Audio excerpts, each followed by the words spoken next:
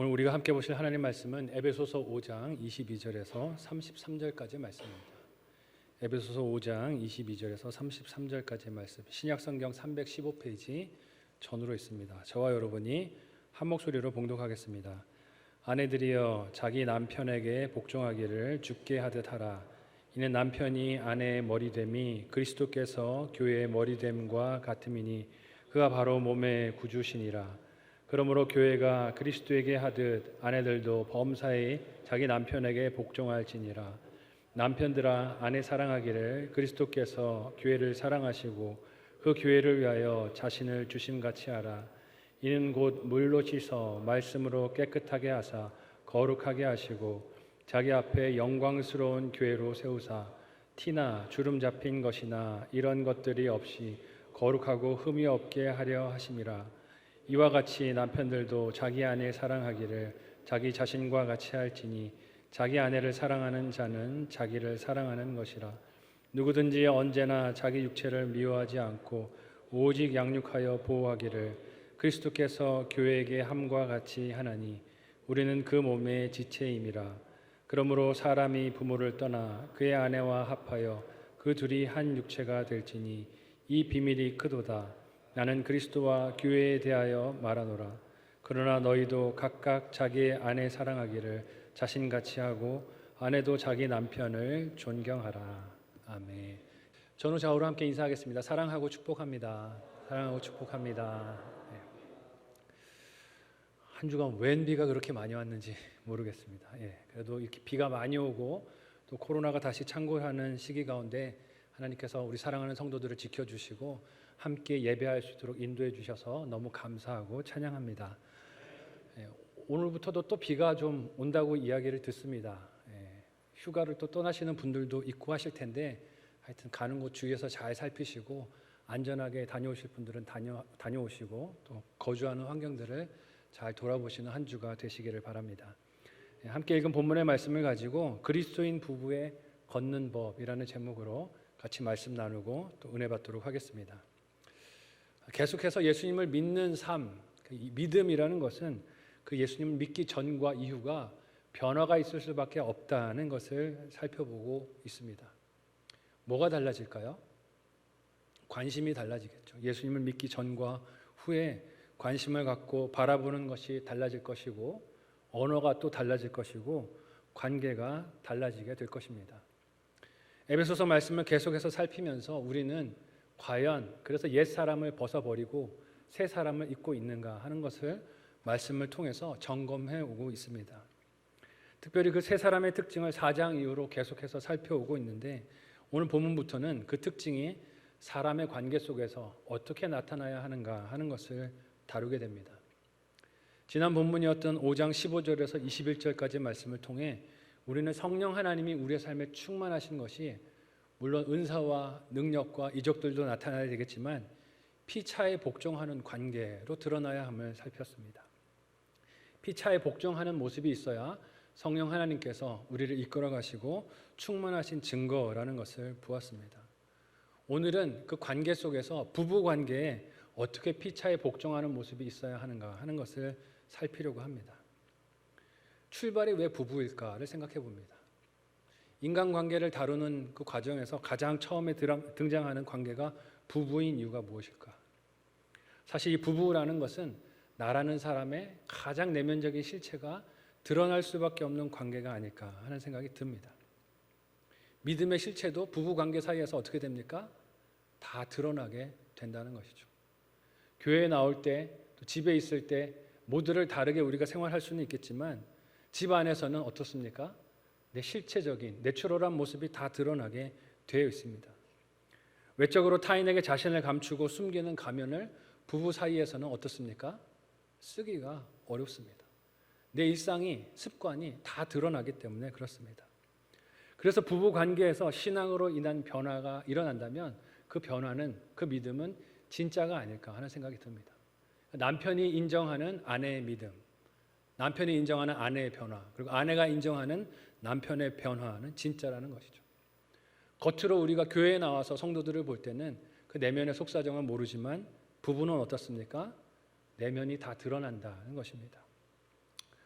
과거에 한 TV 오락 프로그램에서 오래도록 같이 사신 노 부부, 겉으로 볼 때 너무 금술이 좋아 보이는 한 부부가 그 오락 프로그램에 출연을 했습니다. 명절날이었던 것 같아요. 그래서 퀴즈를 맞추는 프로그램이었는데 사자성어를 맞추는 게임이었습니다. 제시어가 천생연분이었습니다. 두 분이 오래도록 같이 사셨으니까 이거 뭐 쉽게 맞추겠지 하고 이렇게 문제로 제출이 된 겁니다. 그래서 할아버지가 아내인 할머니에게 이걸 이렇게 설명합니다. 우리처럼 오래 행복하게 살아온 부부를 뭐라고 불러? 그랬더니 할머니가 뭐라고 대답을 하셨을까요? 아는 분들이 많으신 것 같네요. 왼수. 네, 왼수라고 대답하셨어요. 할아버지가 당황하셨습니다. 아니 네 글자로 뭐라고 얘기해? 그랬더니 이 할머니가 뭐라고 대답하셨을까요? 평생 왼수. 평생 왼수라고 대답을 하셨대요. 참 겉으로 볼 때는 참 금술이 좋아 보이고 행복하게 사는 오래 사셨던 두 부부 같은데 두 분의 실체가 어땠어요? 평생 왼수로 살아오신 거죠. 근데 이 두 사람의 대화가 혹시 내 모습은 아니십니까? 남의 이야기일 때는 이게 웃는데 내 부부의 이야기면 어떻습니까? 이게 웃긴 일이 아닐 수 있다는 것이죠. 오늘날 결혼과 또 부부와 가정이라는 가치도 점점 이기적으로 또 자기중심적으로 개인주의화 되어가는 것을 피부로 느끼고 살아가고 있습니다.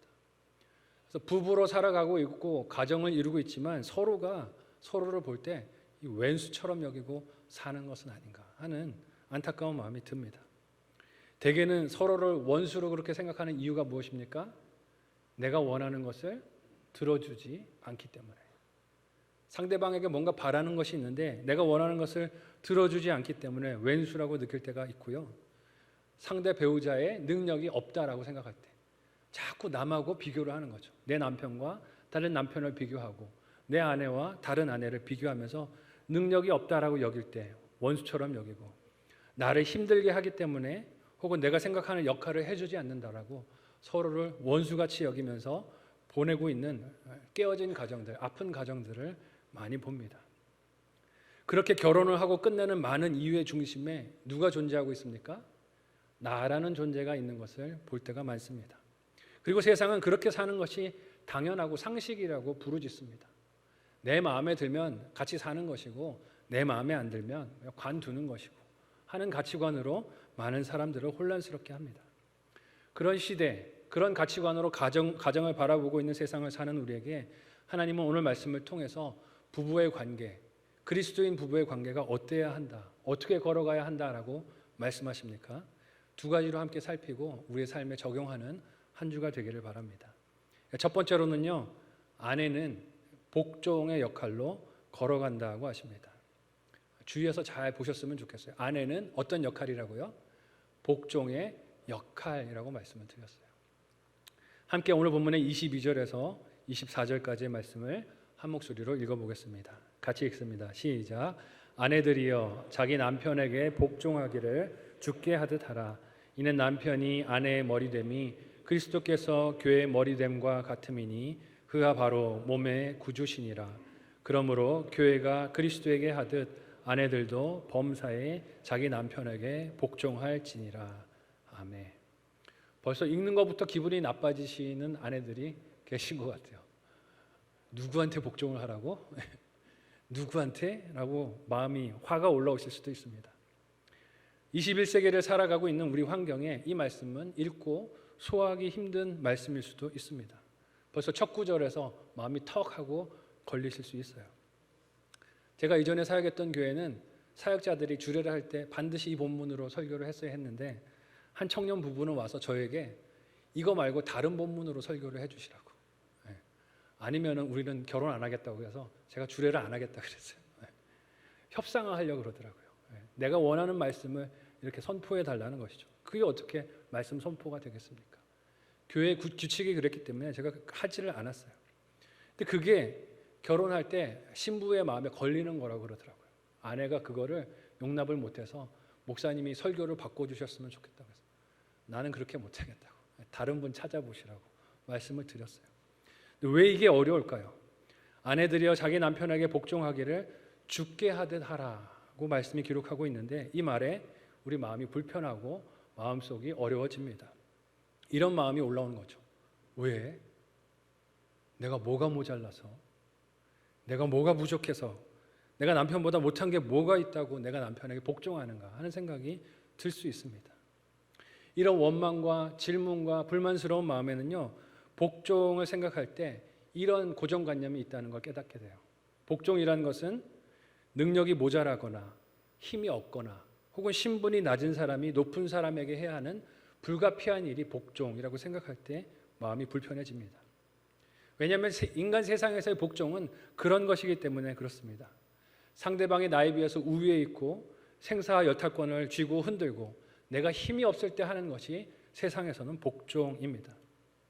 또한 그런 복종은 어떤 거부권도 없이 맹목적인 것이라 여겨지기에 더욱 우리 마음을 불편하게 합니다. 그런데 바울이 아내들에게 권면하는 복종이 그런 종류의 복종일까요?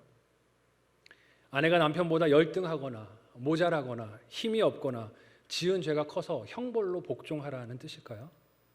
남편의 어떤 요구도 거부해서는 안 되는 복종의, 맹종의 의미를 말하고 있는 것일까요? 그렇게 해석하고 읽으면 오해라는 것입니다. 성경을 세상의 가치관과 세상의 논리와 계산법으로 읽는 것이라고 할 수 있습니다. 복종이라는 단어에 우리 생각이 그렇게 고정이 되면 이후에 23절 이하에 등장하는 내용이 잘 눈에 들어오지 않을 수 있습니다. 왜냐하면 벌써 복종이라는 말만 들을 때 마음에 부정적인 감정이 올라와요. 내가 뭐가 못해서 하고 실망스러운 마음이 밀려듭니다. 하지만 아내들을 향해 복종하라는 바울의 권면은 그 이유를 잘 새겨서 돌아볼 필요가 있습니다. 23절 이하에서 바울이 그 이유를 어떻게 이야기합니까? 가정에서 남편이 머리의 역할로 부름을 받았고 아내는 그 머리가 된 남편을 복종의 역할로 섬기도록 부름을 받았기에 서로의 역할에 순종하는 것이라고 말씀하십니다. 이를 빗대어 설명할 때 교회의 머리가 되시는 예수님과 그 지체되는 교회의 관계로 설명을 합니다. 그러니까 세상은 이렇죠. 복종을 자격을 따지고 가치를 따지고 차등을 생각하고 차별이나 불평등을 그것들로 인한 피해의 결과물이라고 생각하지만 성경이 말씀하는 그 복종은 그런 취지와 이유와 의미가 아니라는 것입니다. 그 단적인 예를 어디서 찾을 수 있을까요? 오늘 본문이 아내를 향한 복종의 이유와 근거를 예수님과 교회의 관계 안에서 설명하고 있는 것에서 볼 수 있습니다. 또한 삼위일체 하나님의 관계 속에서도 이 복종의 의미를 생각해 볼 수 있습니다. 오늘 우리가 예배를 시작하면서 사도신경으로 신앙 고백을 했습니다. 사도신경의 신앙 고백 안에 삼위일체 하나님에 대한 신앙 고백이 있습니다. 성부, 성자, 성령 하나님께서 세 분이지만 한 분 하나님 되신 것. 각자가 독립적인 인격으로 계시지만 세 분 하나님께서 서로 우월하거나 열등한 관계가 아니라 동등한 관계로 한 분 하나님이 되신다는 것을 우리가 믿음으로 신앙 고백했습니다. 그런데 여러분, 이렇게 성부, 성자, 성령 하나님이 동등하시다고 해서 같은 역할만 하십니까? 그렇지 않다는 거예요. 성자 예수님이 어떤 역할을 하셨습니까? 복종하는 역할을 하셨어요. 예수님께서 성부 하나님에 비해서 열등하시거나 힘이 약하거나 모자라서 복종하신 것이 아닙니다. 자원하셔서 자신을 드리는 복종을 하셨습니다. 그 복종의 결정체와 상징이 무엇입니까? 한번 따라해 볼까요? 십자가. 믿으십니까? 십자가에 예수님이 자신을 죽기까지 내어주시는 복종을 하셨습니다. 예수님께서 복종하신 것은 그 복종함이 저와 여러분의 영혼을, 생명을 구원하시는 구원 사역을 감당하시기 때문에, 완성하시기 때문에 그 복종을 하신 것입니다. 예수님의 역할이시기에 복종을 하신 거예요. 예수님께서 그 복종의 역할을 감당하심으로 하나님의 구원 역사가 완성되었습니다. 그래서 저와 여러분에게 살 길이 열린 줄로 믿으시기를 바랍니다. 복종하는 사람이 있어야 어떤 사람이 있어요? 살아나는 사람이 있는 거예요. 복종하는 사람이 있어야 생명을 살리게 되는 것입니다. 성령 하나님은 어떻습니까? 성령 하나님도 마찬가지로 그렇게 자발적이고 자원하는 그 심령으로 복종을 하셨습니다. 예수님께서 십자가 지시는 그 사역, 고난당하시는 그 사역을 감당하시도록 곁에서 힘을 주셨습니다. 예수님께서 광야에서 40일 동안 줄이고 금식하셨을 때 그 여정을 도우시고 힘을 주시는 사역을 성령 하나님께서 감당하셨습니다. 그리고 그 성령 하나님께서 성도들에게 임하여 교회를 세우고 복음을 증거되게 하시는 역사를 오늘도 복종함으로 이루고 계신 줄로 믿으시기를 바랍니다. 삼위일체 하나님께서 서로의 역할에 복종하심으로 우리의 구원을 이루어가고 계신다는 것입니다. 가정에서 우리가 배우자에게 복종하는 것, 어떤 역할을 하는 것입니까? 한번 따라해 볼까요? 살리는 일. 믿으시기를 바랍니다. 힘이 없어서 굴복하는 것이 아니라 영혼을 살리기 위해서 그렇게 복종하는 것입니다. 하나님께서 복종하는 본을 보이시며 성도가 가정에서 사회에서 그 사명을 감당하도록 우리를 불러내시고 초청해 주신 것입니다.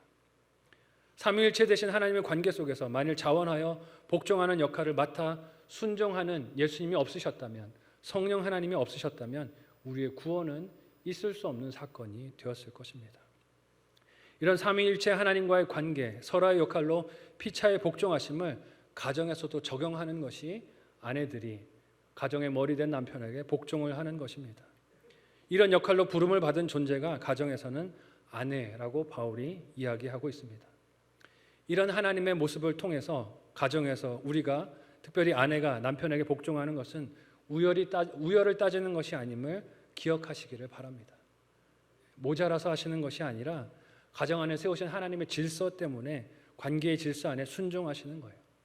그리고 관계의 질서에 순종함으로 무엇을 하시는 거예요? 가족 구성원을 살리는 사명을 감당하고 계신 줄로 믿으시기를 바랍니다. 영혼을 살리기 위해서 순종하고 계신 거예요. 이 말씀은 맹목적으로 남편에게 무슨 말이든지 복종하라는 뜻이 아닙니다. 아내와 남편이 그리스도 예수 안에서 상호 자신의 관계에 또 역할에 충성하고 순종함으로 그렇게 가족의 식구의 영혼을 구원하는 사명을 감당해야 한다는 뜻입니다. 이를 위해서 아직 결혼 전인 청년들, 결혼을 준비하고 있는 젊은이들 어떤 결혼을 꿈꾸고 준비해야 할까요? 세상에서 말하는 소위 좋은 결혼이라고 불리는 그 결혼을 하기 위해서 몸부림칠 것이 아닐 것입니다.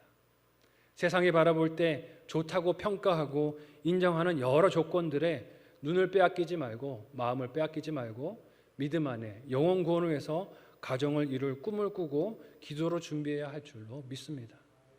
거룩한 가정을 세우는 것이 젊은이들의 꿈과 비전이 되어야 합니다. 그리스도를 주인으로 모신 삶을 사는 아내와 남편이 되지 않고는 그렇게 하나님이 기뻐하시는 거룩한 가정을 이루어갈 수 없습니다. 가정의 중심에 예수님이 계시지 않으면 그 속에 진정한 복종과 사랑은 존재할 수가 없습니다. 바울은 성령 하나님께서 주시는 힘으로 피차에 복종하는 가정, 그 가정의 구성원 중 아내의 역할이 복종이라고 말씀합니다. 이런 날마다 말씀으로 훈련하고 자기 삶에 적용하는 아내들, 지혜로운 자매님들이 다 되시기를 예수님의 이름으로 축복합니다. 모자라서 하시는 게 아니에요. 사실 복종이라는 것은 어떤 때 빛을 발합니까? 우월한 사람이 오히려 약한 사람에게 할 때 빛을 발합니다. 남편들이 다 어떻습니까? 저도 남편이지만 참 유치할 때가 많습니다. 어린아이 같을 때가 많고 생각하면 생각할수록 어쩌면 그렇게 생각하는 게 짧을까 할 때가 많습니다. 하지만 그런 남편에게 복종하는 것이 예수 그리스도의 영광을 드러내고 영혼을 구원하는 귀한 질서를 세워가는 것을 잊지 않는 저와 여러분이 되시기를 바랍니다. 그런 아내들이, 어머니들이 믿음 안에 많이 세워지시기를 예수님의 이름으로 축복합니다. 한번 묵상하고 적용해 보시기를 바랍니다. 첫 번째 묵상 적용 질문 드립니다. 적용 질문이 어렵다는 분들이 많으셔서요. 쉬운 것도 좀 뽑아봤어요. 예수님의 복종이 나를 살리신 것을 믿습니까? 복종이 얼마나 귀한 것인지를 생각해 보라고 드리는 적용 질문입니다. 예수님의 복종이 나를 살리신 것을 믿습니까? 나는 어떤 복종의 역할이 있습니까? 나는 어떤 복종의 역할이 있습니까? 그 복종을 어렵게 하는 장애물이 무엇입니까? 그게 배우자에 대한 비판하는 마음이 될 수도 있고요. 혹은 환경의 문제가 될 수도 있고 여러 가지 조건과 이유들이 될 수도 있는데 그 장애물들을 넘어서 복종할 수 있는 힘을 달라고 기도하시고 승리하는 한 주가 되시기를 바랍니다. 마지막 두 번째로 믿음의 부부가 걸어갈 때 어떤 원리로 걸어가라고 하십니까? 둘째로 남편은 사랑의 역할로 걸어가야 한다고 하십니다. 어떤 역할이라고요? 사랑의 역할이라고 하세요. 함께 오늘 본문의 25절에서 28절까지의 내용을 한 목소리로 같이 읽어보겠습니다. 같이 읽습니다. 시작. 남편들아 아내 사랑하기를 그리스도께서 교회를 사랑하시고 그 교회를 위하여 자신을 주심과 같이 하라. 이는 곧 물로 씻어 말씀으로 깨끗하게 하사 거룩하게 하시고 자기 앞에 영광스러운 교회로 세우사 티나 주름 잡힌 것이나 이런 것들이 없이 거룩하고 흠이 없게 하려 하심이라. 이와 같이 남편들도 자기 아내 사랑하기를 자기 자신과 같이 할지니 자기 아내를 사랑하는 자는 자기를 사랑하는 것이라. 아멘. 설교의 첫 번째 대지, 아내들이 남편에게 복종해야 한다라는 말씀을 듣고 남편들 마음에 이런 생각이 있으셨는지 모르겠어요. 역시 내가 머리였어. 와이프가 내 말을 들었어야 했어 라고 생각을 하셨다면 말씀의 문맥을 놓치고 계신 거예요. 어떤 의미입니까? 만약 그런 논리로 아내들에게 복종하라고 권면했다면 바울은 남편들에게 이렇게 말하지 않았을까요? 아내를 잘 이끌어라, 컨트롤해라, 리드하라 라고 말을 했을 거예요. 하지만 바울은 뭐라고 이야기를 합니까? 사랑하라입니다. 남편들은 아내들을 사랑해야 한다고 하세요. 아내들은 가정 안에서 복종하는 것이 그 역할이고 남편들은 가정 안에서 무엇이 그 역할이란 거예요? 아내를 사랑하는 것이 그 역할이라고 하십니다. 이는 아내의 남편을 향한 그 복종의 역할이 남편의 아내를 향한 사랑의 역할로 피차에 함께 순종하고 복종해야 할 사명, 역할이라는 것입니다. 아내가 남편에게 하는 복종의 모델은 세상의 다른 상하관계나 약자와 강자의 관계나 갑과 을의 관계에 기초한 것이 아니라 교회와 예수님의 관계 속에 있듯이 남편이 아내를 사랑하는 것도 교회와 예수님의 관계 안에서 보아야 한다고 합니다. 이 사랑은 하나님께서 모든 세상을 사랑하신 보편적인 사랑과는 차별화되는 사랑입니다. 하나님이 세상을 사랑하셔서 예수님을 주셨지만 하지만 세상의 모든 사람들이 다 예수님을 믿는 것은 아닙니다. 그 중에서 누가 있습니까? 택함받아 구별받은 성도가 있어요. 예수 그리스도를 나의 구주로 믿고 구별된 거룩한 백성으로 하나님을 믿는 성도가 있습니다. 그 구별하신 성도를 사랑하는 특별한 사랑, 구별된 사랑을 의미합니다. 여러분, 가정의 남편들은 이 사랑을 가정의 아내에게 어떻게 적용할 수 있을까요? 우리 남편분들 저를 따라서 한번 해보시겠습니다. 세상에서 여자는 아내밖에 없습니다. 아멘이 되십니까? 나머지는 다 뭐예요? 그냥 사람이에요, 사람. 여자 사람입니다. 나머지는 다 사람일 뿐이지 여자는 아닌 거예요. 내 인생에 여자는 누구밖에 없어요? 아내밖에 없는 줄로 믿으시기를 바랍니다. 큰 소리로 아멘 해보세요. 아멘. 예. 아멘 하셔야 되는 거예요. 이 제한적인 사랑, 내 아내밖에 없는 사랑, 그 사랑을 뜻합니다. 그리스도께서 교회를 사랑하고 그 교회를 위해 자신을 주셨다는 것은 예수님의 십자가 사랑을 뜻합니다. 하나님께서 온 세상 사람들 가운데 성도로 구별하여 부르시고 자기 생명을 내어주신 거룩한 백성, 죽을 인생, 멸망할 인생을 사망과 저주에서 생명의 나라로 옮긴 그 사랑을 뜻하는 것입니다. 모든 사람이 아니라 택함을 받은 자들에게만 주어지는 구별된 사랑을 뜻합니다. 남편들은 그 사랑으로 자기 아내를 세상의 유일한 여자로 알고 그렇게 사랑해야 한다는 것입니다. 26절에서 7절 말씀은 그 예수님의 사랑을 물로 씻어서 말씀으로 깨끗하게 하고 거룩하게 하고 영광스러운 흠이 없는 교회, 거룩한 교회로 세우는 사랑이라고 말씀하고 있습니다. 이런 교회 공동체를 세우신 예수님의 사랑이 어디서 나타났습니까? 십자가에서 나타나신 거예요. 십자가가 무엇입니까? 자신을 죽이는 희생, 자신을 희생하는 헌신을 뜻합니다. 남편의 아내를 향한 사랑이 어때야 한다는 것입니까? 그렇게 자기를 희생하는 사랑이 되어야 한다는 것입니다. 말로만 하는 립서비스가 아니라 선물 공세를 퍼붓는 돈으로 하는 사랑이 아니라 혹은 육체와 정욕의 욕구를 불태우는 그런 사랑이 아니라 희생하고 헌신하고 내 아내에게만 구별하여 쏟는 사랑이 되어야 한다는 것입니다. 이런 남편의 사랑은 세상 다른 그 누구와도 공유될 수 없는 것이며 유일한 것이어야 합니다. 오로지 부부 관계 안에만 존재하고 그 안에서만 이해되고 경험될 수 있는 사랑입니다. 그 사랑을 위해서 남편은 자기 생명을 희생하고 헌신하는 역할까지 그렇게 순종해야 하는 것입니다. 여러분, 이 역할이 어찌 아내가 감당하는 복종의 역할에 비해서 가볍고 쉽다라고 할 수 있겠습니까? 어찌 보면 남편의 이 사랑해야 하는 역할이 더 무겁고 힘들다라고 할 수 있어요. 내 뜻과 내 생각을 내려놓아야 하는 것입니다. 또한 이 사랑은 집착도 될 수 없다는 것을 우리가 잊지 말아야 합니다.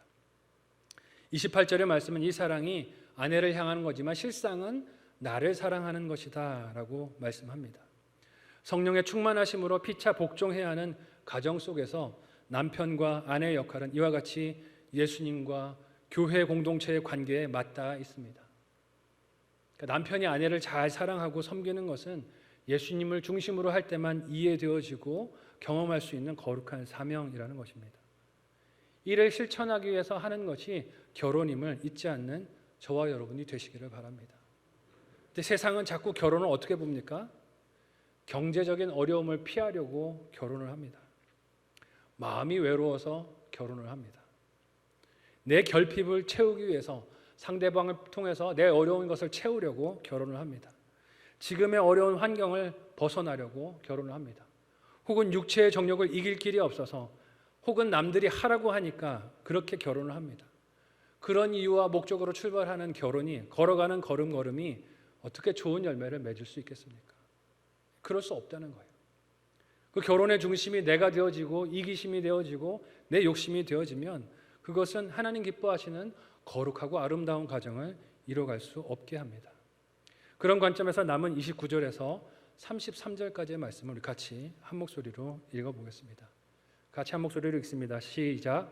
누구든지 언제나 자기 육체를 미워하지 않고 오직 양육하여 보호하기를 그리스도께서 교회에게 함과 같이 하나니 우리는 그 몸의 지체임이라. 그러므로 사람이 부모를 떠나 그의 아내와 합하여 그 둘이 한 육체가 될지니 이 비밀이 크도다. 나는 그리스도와 교회에 대하여 말하노라. 그러나 너희도 각각 자기의 아내 사랑하기를 자신같이 하고 아내도 자기 남편을 존경하라. 아멘. 이 시대에 신앙 안에서 또 믿음 안에서 잃어버린 영혼들을 전도하는 그 일에 믿음의 가정이 건강하게 말씀 안에 쓰는 것이 얼마나 귀한 사명인가 하는 것을 깨닫습니다. 이 시대는 말씀 안에 건강히 세워지는 가정들을 너무나 필요로 하고 있습니다. 그 가정의 회복이 시급합니다. 그 가정을 세우는 일에 우리가 마음에 잊지 말고 새겨야 할 중요한 가치관이 무엇입니까? 결혼의 목적, 가정의 목적은 거룩한 가정과 삶을 이 땅에 세우는 사명에 있다는 것입니다. 잊지 마시기를 바라요. 물론 행복한 가정, 즐거운 가정, 기쁨이 넘치는 가정을 세우는 것도 귀한 일이겠지만 자칫 잘못된 시각으로 그것이 목적이 되어지면 거룩한 가정을 세우는 사명을 우리가 놓치고 살 때가 많습니다. 그렇다라고 해서 여러분 행복을 다 버려야 하는 것도 아닙니다. 착각하지 않으셨으면 좋겠어요. 휴가철이 되면 여행도 가시기를 바라요. 가족들과 좋은 시간들도 보내고 식사 교제도 하시고 행복한 시간을 보내십시오. 하지만 그 진짜 행복이 무엇이란 것입니까? 거룩한 가정을 이룰 때 진짜 행복이 그 속에 있다는 것입니다. 아내가 아내의 역할에 최선을 다해 충성할 때, 남편이 남편의 역할에 최선을 다해 충성할 때 그 가운데 그 거룩한 가정 가운데 진정한 행복이 있는 줄로 믿습니다. 겉으로만 여행 많이 가는 게 중요한 게 아닌 거예요. 겉으로 볼 때 비싼 음식을 먹고 사람들 볼 때 부러운 인생을 사는 것이 중요한 것이 아닌 것입니다. 마음속 깊은 아픔과 괴로움들을 부부가 서로 내어놓고 함께 기도하고 또 삶을 나누고 공유하고 걸어갈 수 있는 것이 하나님 기뻐하시는 거룩한 가정이고 진정한 행복한 가정이고 하나님 기뻐하시는 가정이 된다는 것입니다. 아내는 그런 복종의 역할로, 남편은 그런 사랑의 역할로 함께 손을 잡고 걸어갈 때 하나님 기뻐하시는 가정이 우리를 통하여 세상 가운데 드러나고 좋은 영향력이 될 줄로 믿습니다. 이런 가정들이 세상에 나타나고 예수님 믿는 향기가 전해진다면 다른 방황하는 많은 가정들도 다시 말씀 앞으로, 교회 안으로 또 하나님 기뻐하시는 가정의 모습으로 돌아오게 될 줄로 믿습니다. 마지막으로 한번 묵상하고 적용해 보시기를 바랍니다. 마지막 묵상 적용 질문 드립니다. 배우자를 사랑합니까? 아니면 평가합니까? 배우자를 사랑하십니까? 아니면 평가하십니까? 무슨 기준과 이유로 그렇게 하고 계십니까? 배우자에 대해서 맨날 내가 불평하고 원망하는 것들이 무엇인지 이유도 생각해 보시고 한 주간 회개하고 또 사랑하기를, 복종하기를 적용하는 한 주가 되셨으면 좋겠고요. 마지막 두 번째 적용 질문은 사랑을 표현하기 위해 무엇을 구체적으로 할 수 있을까요? 내 사랑을 내 배우자에게 표현하기 위해서 무엇을 구체적으로 하실 수 있겠습니까? 생각해 보시고 적용해 보시는 한 주가 되시기를 바랍니다. 이게 설교는 이렇게 하는데요. 항상 설교자의 마음에 찔림이 있죠. 그러면 내 가정은 어떤가? 내 부부관계는 어떤가를 돌아보게 됩니다. 돌아보면 저는 아내를 사랑하는 역할에 많이 참 미숙하다는 것을 깨닫고 참 아픈 마음을 갖게 됩니다. 그러면서도 속으로는 아내가 좀 복종해줬으면 하는 마음이 있어요. 네. 나는 사랑이 잘 안 되지만 내 아내는 좀 내 말에 복종해줬으면, 토달지 말았으면, 좀 하자고 하면 그냥 해줬으면 하는 마음에 원망이 올라올 때가 많습니다. 돌아보면 제 역할에 충성하고 순종해야 상대방도 그 역할에 순종할 텐데 맨날 남의 역할만 좀 하라고 부르짖었던 것 같아서 아픈 마음이 듭니다. 제가 하는 게 뭐가 있을까 돌아보니까 집에서 유일하게 그저 도와준다고, 가사를 도와준다고 하는 일이 설거지더라고요. 설거지. 잘하고 있죠? 네. 설거지라도 하는 게 어디예요, 그죠? 네. 밥 먹고 설거지를 하려고 애를 쓰는데요. 근데 항상 사랑하는 마음으로, 기쁜 마음으로 되는 건 아닙니다. 어떤 날은 그 설거지할 때 생색이 이만큼 올라올 때가 있어요. 힘들게 일하고 왔는데, 힘들게 사역하고 지쳤는데, 그런 마음이 들면 설거지를 하기는 하는데 어떨까요? 하는 그 설거지에 감정이 다 묻어납니다. 저도 제가 다 느껴져요. 이게 사랑하는 마음으로 할 때는 그릇 놓는 소리가 어떨까요? 조용조용합니다. 이렇게 그냥 이렇게 잘 정성스럽게 설거지하는 제 모습이 보여요. 근데 화가 나고 불편하면 제 감정이 어떻게 될까요? 그릇에 다 드러나요. 와장창 와장창 소리가 납니다. 설거지를 할 때. 그러면 아내가 어떻게 할까요? 멀리서 불안한 마음으로 저를 쳐다보는 게 느껴집니다. 왜 저러냐, 무슨 힘든 일이 있었냐 하는 마음으로 저를 보는 게 뒤에서도 느껴져요. 일부러 느끼라고 그러는 거죠. 제가 그렇게 설거지를 하는 거예요. 하면서 좀 느끼라고, 나 불편하다고, 힘들다고. 그러면서 입으로는 뭐라고 말합니까? 사랑하니까 하는 거야, 내가 당신 아끼니까 하는 거야. 그게 사랑이 느껴지겠습니까? 불편하죠. 하지 마라, 하지 마, 차라리 내가 한다 하는 마음이 들지 않을까 하는 생각이 듭니다. 상대방의 마음이 편할 리가 없겠죠. 돌아보면 그런 생각이 듭니다. 사랑한다는 것은 상대에게 응당하는 대가를 요구하거나 바라지 않는 것임을 깨닫습니다. 그저 하는 것입니다. 그저 사랑하는 것이 사랑하기 때문에 섬기는 것이고, 그냥 내 역할에 충성하고 그렇게 순종하는 것입니다. 우리가 그런 사랑을 하는 남편들이 되고 그런 복종을 하는 아내들이 되실 수 있기를 바랍니다. 서로가 자신의 역할에 그렇게 충성하고 순종할 때 하나님 기뻐하시는 가정이, 거룩한 가정이 세워져 갈 줄로 믿습니다. 제가 남편의 역할에 잘 순종할 수 있도록 여러분 기도를 부탁드립니다. 저도 여러분이 건강한 가정을 세워가실 수 있도록 그 역할에 충성하시도록 기도하겠습니다. 서로가 서로의 역할에, 가정을 위해서 기도할 때 성만교회 온 가정들이 하나님의 뜻에 따라 복종하고 사랑하는 그 역할에 순종함으로 하나님이 기뻐하시는 거룩한 부부로 주님 만나는 그날까지 승리하며 걸어가게 될 줄로 믿습니다. 그렇게 하나님 기뻐하시는 거룩한 가정을 이루시는 저와 여러분 모두가 되시기를 사랑하는 예수님의 이름으로 축복합니다. 아멘. 기도하겠습니다. 오늘 말씀을 기억하며 함께 기도할 때, 하나님, 제게 맡겨주신 역할과 사명에 충성하게 하여 주옵소서. 그래서 나를 보내신 이 가정에서 부부의 역할에, 또 부모의 역할에, 자녀의 역할에 충성하며 좋은 열매 맺도록 인도하여 달라고 합심해서 함께 기도하겠습니다. 하나님 은혜를 감사합니다. 오늘도 우리를 사랑하셔서 말씀을 들려주시고 하나님 기뻐하시는 하나님 가정을 이루어가는 것이 어떤 사명을 각각 부부에게 맡겨주셨는지 말씀을 통하여 보게 하여 주시니 감사합니다. 아내들은 가정의 머리된 남편에게 복종하는 역할로 좋은 열매를 맺게 하여 주시고, 남편들은 나의 지체된 아내를 하나님 그렇게 사랑하는 그 모습으로 하나님 기뻐하시는 가정을 이루는 우리가 되게 도와주옵소서. 이때껏 그렇게 하지 못하였던 우리의 모습을 안타까이 여기며 가슴을 치고 회개하오니 주 용서하여 주시고 이번 한 주 결단하게 하여 주시고 하나님 기뻐하시는 거룩한 가정을 세워가는 일에 우리 모두가 순종하며 좋은 결실이 있도록 은혜를 허락하여 주시옵소서. 감사하고 축복하며 예수님의 이름으로 기도하옵나이다. 아멘. 하나님 은혜를 감사합니다. 우리를 사랑하셔서 예수 그리스도의 그 십자가 보혈로 거룩하게 구별하여 주시고 사랑하여 주시고 구원하여 주시고 성도 삼아 주셔서 또한 가정을 이루고 부부로 걸어가게 하여 주셨습니다. 또 많은 젊은이들이 가정을 이룰 꿈을 꾸고 기다리고 준비하는 마음을 허락해 주셨습니다. 오늘 말씀을 통해서 거룩한 가정을 이루어야 하는 우리의 사명에 우리가 충성하며 각자의 역할에 하나님께 그렇게 복종하며 귀한 결실할 수 있도록 인도하여 주옵소서.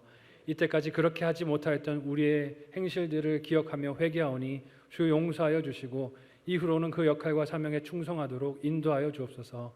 주신 은혜 감사하며 이 시간에 하나님께 감사하는 마음으로 예물 드립니다.